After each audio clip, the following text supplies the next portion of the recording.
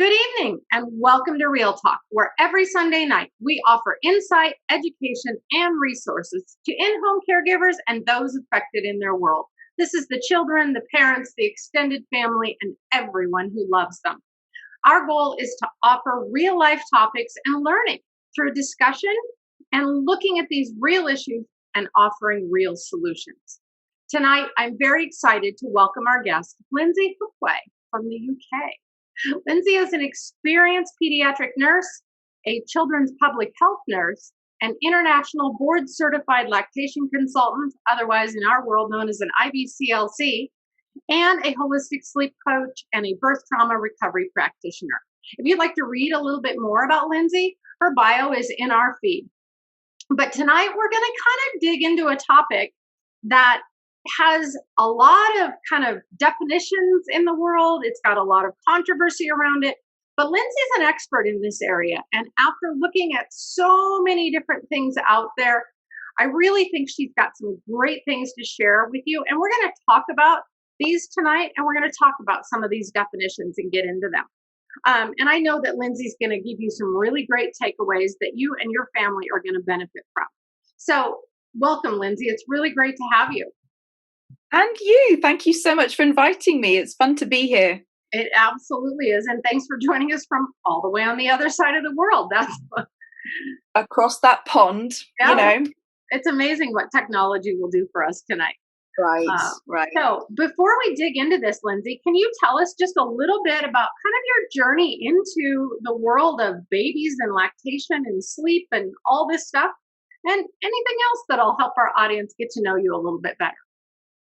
So, yes. So I've been a pediatric nurse for almost 20 years, which makes me feel a little old now. And I remember as a brand new, sparkly, shiny, fresh-faced 20-year-old pediatric nurse, there was kind of this moment for me where I was supporting this very, very new mum. She had a 2-day-old baby who was admitted with jaundice, and I was taking care of this little one and doing his bilirubin checks and taking the samples up to the NICU. I had to do it manually in those days because it was a long time ago. And I remember the second night that I was working on shifts, she was trying to express some milk, and I sat beside her. I was useless, actually, from a practical point of view. I didn't, you're given about 2 hours training as a pediatric nurse in supporting breastfeeding, believe it or not. And I sat on the bed next to her and I rubbed her shoulders and I told her what a great job she was doing. And the milk poured out. And I realized in that moment that there was something about a therapeutic presence that went above and beyond just a practical skill. But I was hooked from a breastfeeding point of view. I was hooked. I was like, this is amazing. I've got to learn more about this. So very quickly, I kind of drifted into supporting breastfeeding, and also a lot of the time responsive bottle feeding as well, because it's a real myth that IBCLCs are anti-bottles or anti-formula. We're not at all. We're just into supporting babies to be fed the best possible way that they can be in that particular circumstance. But as I began to dive into supporting breastfeeding and responsive feeding and building parental confidence, I realized very quickly that it was always about sleep. Sleep is always way up high on people's agendas. And so I began to realize that actually there were certain ways of supporting families with sleep that could be compatible with breastfeeding and responsive parenting. Whereas some of the strategies that sometimes people talk about are perhaps detrimental to the responsive feeding relationship. And that's kind of where I got started with it. And of course, that was helped along a lot by my own 2 kids and the fact that I sort of realized in a very visceral way that sleep deprivation sucks big time. And there just has to be a better way than either living with it or leaving little ones to cry and get upset. So here I am. I'm still doing what I love and, writing about it and talking about it with anybody who'll listen to me. So that's me. Yeah. No, we've you and I have talked about this a bit, We have. more than once, because we are both very passionate about supporting families and about babies not needing to be left to cry. That it doesn't have to happen that way, but acknowledging, and we want to acknowledge this for the parents that we're working with, for all the families that we're working with, that sleep deprivation is horrible. You said it sucks. And when we talk about it in a lot of our classes, I say there's a reason why sleep deprivation is a form of torture. And I actually have studied and teach on what it does to the brain and what it does to our bodies and how much it impacts us. So I would 100% agree with you. The number one thing that we hear all the time is, how do I get my babies to sleep? So we're going to talk about that tonight. And we're going to talk around a lot of different aspects, including some of the controversial ones sometimes, and why you and I are pretty much in alignment on a lot of this kind of thing. So why is it that people find sleep so challenging? Why is this such a huge issue?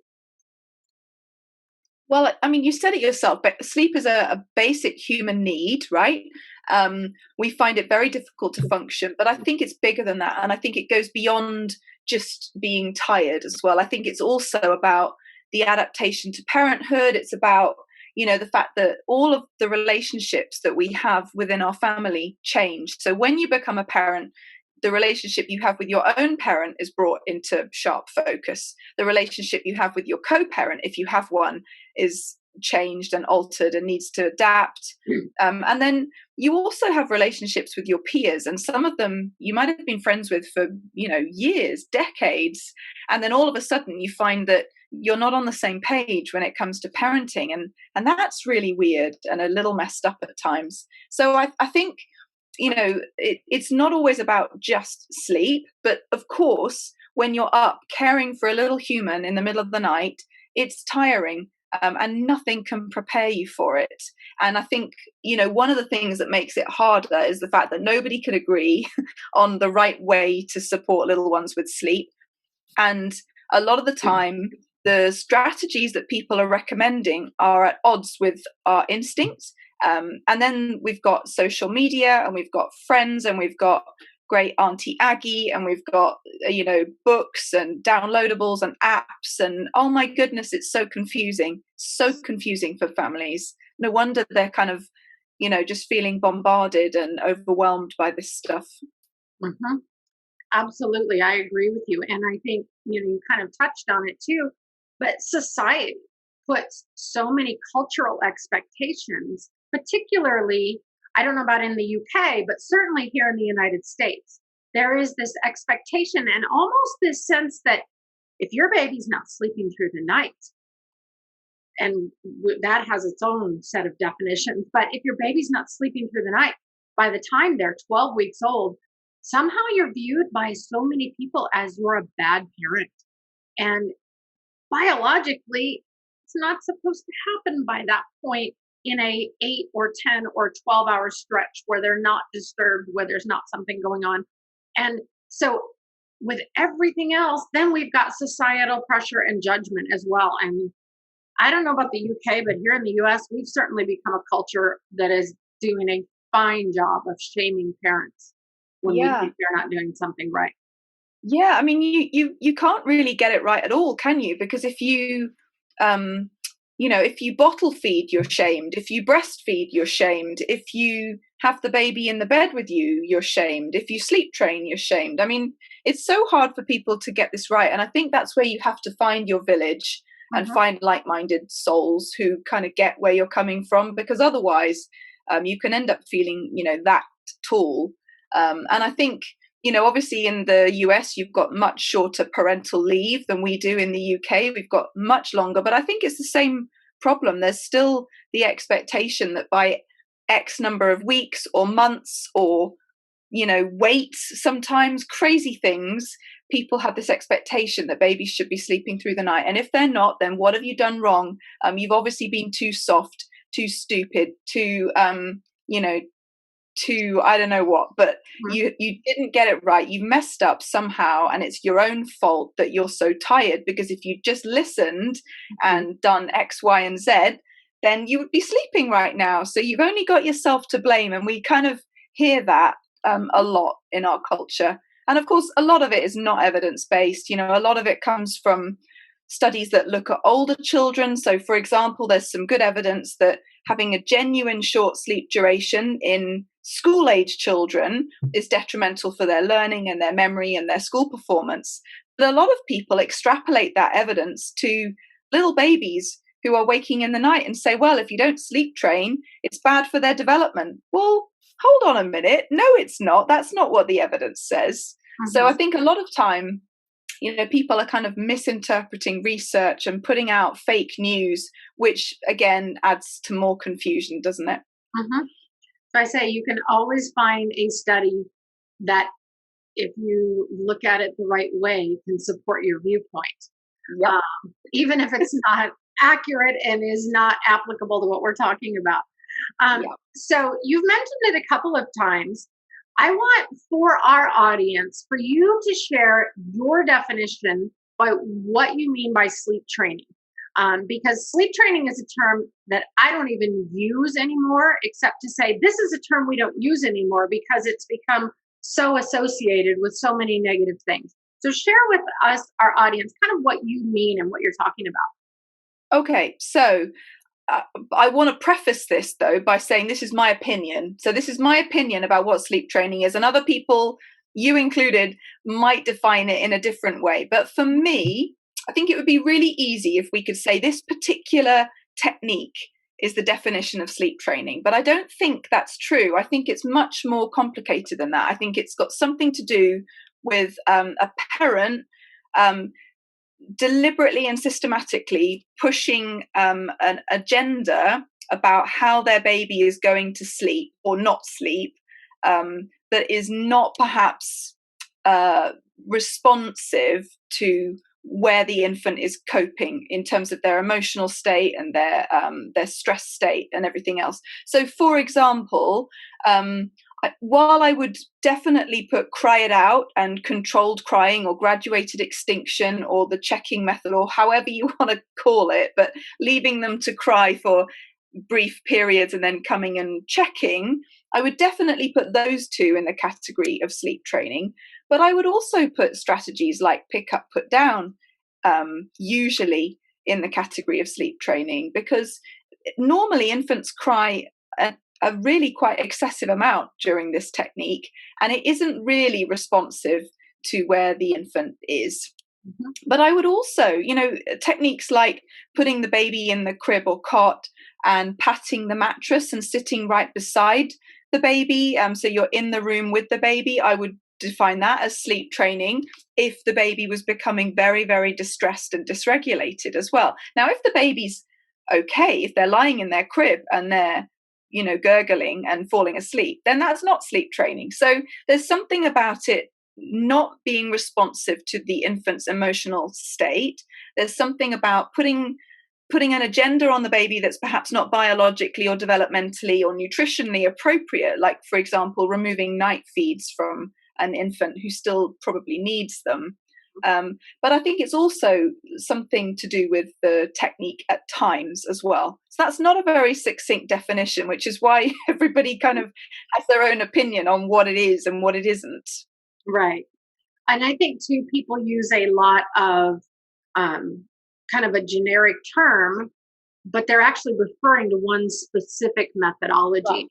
The reason why I won't use that term anymore, except in the context of saying we don't use this term, is because at least here in the US, it has become so associated with cry it out. Yeah. And I'm not a fan of cry it out. For me, I tell all the time, I tell parents, I tell students, if you meet their needs, if you are responsive to them, when they are biologically ready to do so, they will organically and naturally do this on their own. And if they're not doing it, they're showing you they still need you for some reason. And so, in a sense, we're still kind of in that same ballpark in terms of terminology, but it's all over the place. Here, too often, sleep training automatically assumes that you mean cry it out. And I'm not a fan. We don't do it. But people are doing it. That's part of why I was, banging my head against the computer screen when I talked to you last week about a little tiny, tiny, tiny baby who was being subjected to that. Why is this not necessarily the right way to do things? What is it that we're missing? Sleep training, you mean? Yes. So if we're talking about things like non-responsive care of infants in the night, or trying to make them conform to a sleep schedule, for example, it's not responsive. And there are a few studies that have tried to prove that it's safe and it's not harmful. The studies have got some serious flaws in methodology and dropout rates and whether it's generalizable and all kinds of nerdy stuff that I won't bore your poor viewers with right now. I've blogged about it. Feel free to go and look at the blogs. But the point I want to make about those studies is I'm not here to shame anybody. If you have sleep trained and it worked for you and your baby, well, great. I'm really pleased about that. But number one, the studies haven't really been able to conclusively prove that there is no harm, because they're just not good enough. So they haven't proven that there is harm from sleep training, but they also haven't proved that there's no harm. So for me, that's enough of a reason to not do it. That's number one. Number two, there's something about the fact that little ones can't compartmentalize their expectations of parental behavior. They expect us to be responsive 24/7. If we're responsive at 2:00 in the afternoon, but we're non-responsive at 2:00 in the morning, what does that tell our little ones about what they can expect from us? Like, sometimes we're going to be there and sometimes we're not going to be there. For me, that doesn't go hand in hand with a culture of responsive parenting. And the third thing is a bit of an elephant in the room, but lots of parents don't want to do it. They find it really stressful. And I suppose what I'm trying to do is just kind of highlight the possibility for parents that they don't have to do it that way. There is another approach to handling sleep. It might not get the same outcomes. I think that's a fallacy. It's not necessarily true that if you tackle sleep in a really responsive way, you're going to get the same results. You're not necessarily going to get an infant sleeping through the night by 12 weeks. I can't compete with that. But there's something bigger and better, I think, that you can get from that, which is a greater sense of parenting confidence and self-efficacy, a greater attunement between parent and child, and also it isn't as stressful. It's nicer for parents. Nobody really wants to listen to their beloved child screaming and crying and vomiting with distress in the middle of the night. It's just not nice, right? Mm-hmm. Yep, I had a conversation just last week with someone who's not a student of our company, but nevertheless said, "Hey, I have a question. I'm working with this parent and they're not doing this and they're not doing this. And so their baby's like 10 months old and not sleeping through the night." And my first question was, do they view it as a problem? Quite. And she said, "Well, no, they don't. But the baby," and I said, "Wait, stop right there. If they don't view it as a problem, they're parenting in the way that they feel is appropriate for their family. You don't get to judge that. You have to let it go." And she was like, "Oh, so it's okay that the baby's not sleeping?" Yes, it is, because it's their family, it's their decision, and they were happy and confident in their decision, and they felt good about it. And it's huge. Yeah, it really is. And it goes back at least 200 years to, people trying to medicalize the sleep and early parenting and feeding and the perinatal space. The men in white coats of, the 1800s saying, well, we can't possibly, let babies just feed whenever they want to. We've got to put them on a strict 4-hourly schedule, and you've got to do 2 minutes on the right breast and 2 minutes on the left breast on the first day, and then you've got to do 3 minutes on the right breast and 3. And all of this stuff, all this, rubbish advice is actually really old. It's not new stuff. 4-hourly feeding, sleep training, leaving them to cry, being non-responsive, all of that stuff. It's a good couple of 100 years old now. And unfortunately, there's something called the illusory truth effect, whereby basically people, the more they hear a particular concept repeated, the more it sort of starts feeling like it might be the truth. So if you keep hearing, well, babies must be sleeping through the night by 6 months or whatever, they shouldn't need night feeds, it's not necessary to have night feeds after 6 months, the more you internalize that as truth, which is problematic. Right. And what I think a lot of our audience wants to know is, okay, I kind of didn't feel good about this idea of letting my baby cry. And I like that you're telling me this, right? And I tell parents all the time, if it feels uncomfortable, if you tell me you feel sick to your stomach at the thought of doing it, it's not right for you. It's not right for your family. But here's what they want to know. What are the alternatives? And how are we going to get through this hole and not exhausted and falling apart? So what are the alternatives? Yeah, I knew you were going to ask it because everybody does. And like I said, I can't compete in lots of ways. I'd be lying if I said, well, do it this way and you're still going to get, the sleep that you want. You're just not going to have any crying. I don't think that's a fair or realistic thing to tell families. But there are some practical things you could do. Number one, you need support. You need your support network, whether that's a doula, whether that's a newborn care specialist, whether that is a really decent co-parent, whether that's family or whatever. But you need support. That's the first thing. The second thing is to have realistic expectations of your little one. And that means, knowing what's normal. So, for example, 12 hours sleep overnight and, 3 hours total sleep time in the day is not normal for a 4 or 5 month old. It's on the upper end of normal levels of sleep. Lots of 10-month-old, 6-month-old, 4-month-old babies will only achieve 10 or 11 hours sleep overnight and maybe 2 to 3 hours of sleep in multiple little chunks. That's normal. So having some realistic expectations about what, the upper and the lower limit of normal infant sleep is at different ages can really help.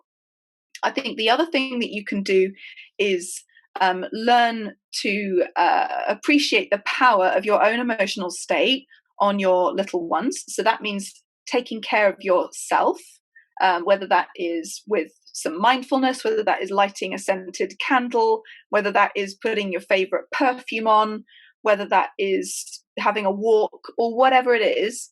But feeling good and projecting that calm really, really helps little ones to sleep.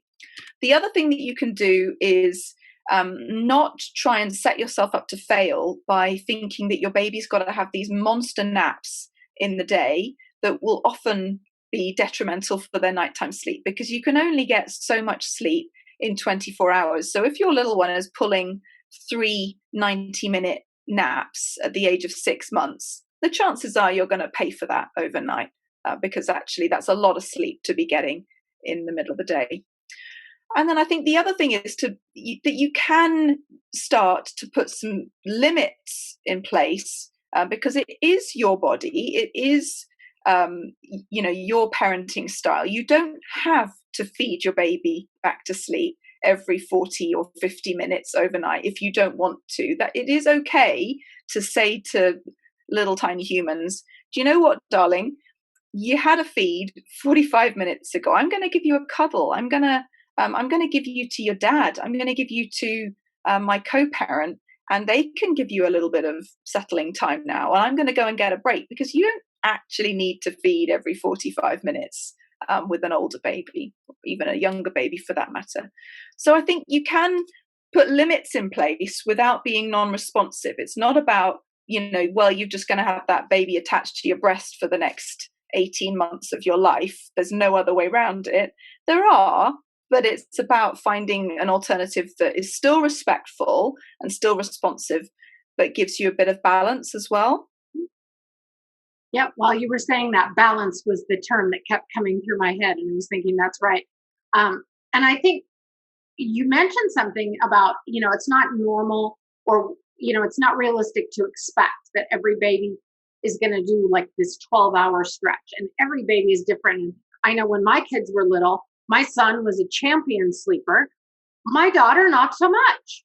And my husband used to say, why doesn't she sleep as long as he did?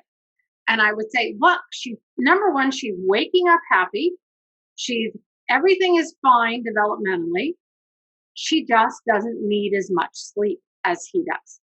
And I had to explain to him also the concept that realistically, no one actually sleeps through the night for 12 solid hours. And he's like, well, what do you mean? I said, did you roll over? Did you get up and go to the bathroom? Did you get a drink? Well, yeah. I said, exactly. You're a grown adult and you don't sleep 12 hours without moving, without waking up. It's just as an adult, we don't usually need as much help to get back to sleep. But those are things that are super important. So, what would you tell parents about their expectations? How do they know how to set realistic expectations for themselves and their family? What should they look at? Well, I think that there are some good sources of information out there. I take my normal data sets from the National Sleep Foundation. So that's a very, very large data set, and it looks at sleep in a cross-cultural way. So it looks at, a lot of the time, sleep in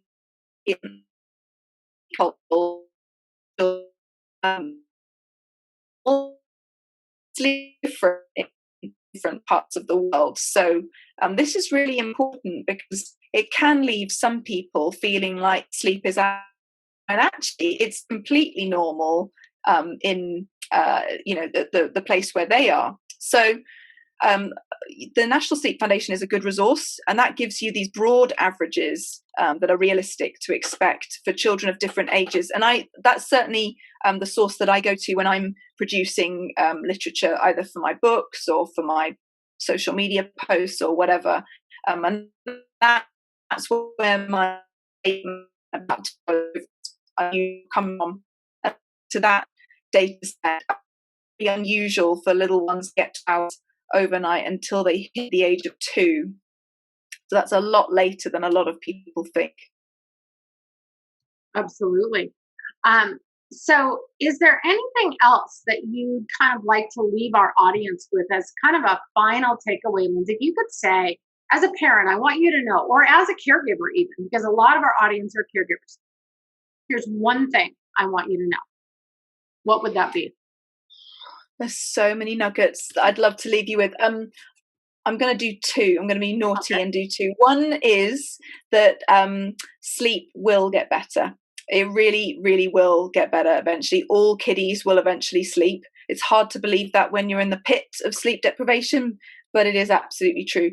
And the second thing is I see a lot of parents getting very stressed out about things that they are not actually in control of. For example, wake windows or their infant sleeping a certain length of time. And I would just challenge everybody to remember the things that they are and aren't in control of around sleep. You are in control of making sleep as safe as possible. You are in control of where your baby sleeps. And, when you offer them the opportunity to sleep, you're not actually in control of whether they sleep. You're not actually in control of how long they sleep for. So just let it go. It's so freeing and refreshing to think, oh, okay, that's not my responsibility. Take responsibility that you don't have any control over causes anxiety, because you begin to think about the what if, and what if is future oriented. A lot of the time people are worrying about things that haven't even happened yet. So just let it go and you'll feel better. I promise. Yeah. I'm thinking, given that I have 2 teenagers in the house, that's a good parenting lesson all the way through.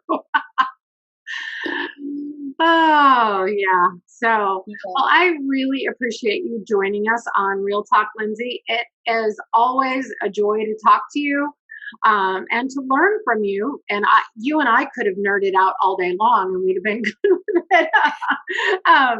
But I think you've shared some really great takeaways for our audience and some things to challenge them to think about around, what they know or what they think they know or what they've accepted as truth that might not be. quite as evidence-based as they would think. So I really appreciate that. You're so welcome. Thank you so much for inviting me. It's been fun to hang out as usual with a kindred spirit. So thank you so much. And thank you to the audience as well. I hope you guys all have a great evening. Yeah, absolutely. So if you have any questions around this topic or anything related to improving sleep for your family, put them in the feed with a tag for Lyndsey or a tag for Newborn Care Solutions, and we'll make sure that she gets it and you get some answers. If you're watching this on replay, or if you want to catch any of our past Real Talk segments, you can access those along with our other content at our website, www.newborncaresolutions.com, and click on the Education tab. So thanks for joining us and have a great evening. Thanks. Bye. Bye.